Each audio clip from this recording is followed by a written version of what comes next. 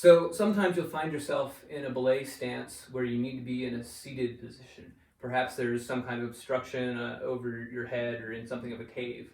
And when you're seated and you try to do PBUS, you find that it's pretty awkward because I need to come down into brake position and then I need to get my feeling hand underneath into that. And it's very awkward to do because everything's falling down onto your brake hand and it's hard to get your feeling hand underneath and grab the correct strand.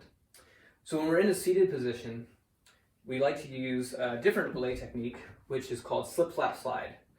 So slip, flap, slide, SSS, one of the main differences is that we're going to have our belay hand palm up with our thumb pointed away from the belay device. So the opposite hand position from PBUS.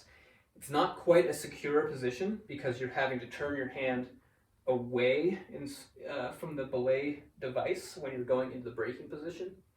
But the advantage is that we can manage pulling in rope a lot more easily in a seated position. So the way that slip, slap, slide looks is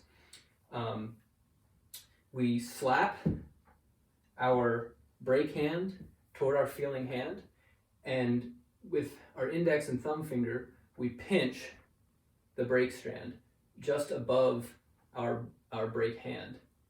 Then we slide the brake hand down toward the device, we let go, and we pull out a piece of slack. Then we go back into brake. So the motion looks like this. It's pretty fluid when you get it down, but what you notice is that you're spending a lot of time out of the brake position. Here's the brake position. This whole sequence, this whole part of the sequence is not in the brake position. And the other challenge is, like I said, getting a secure grip on the brake strand can be a little bit difficult. But when you're seated, it might be your only option.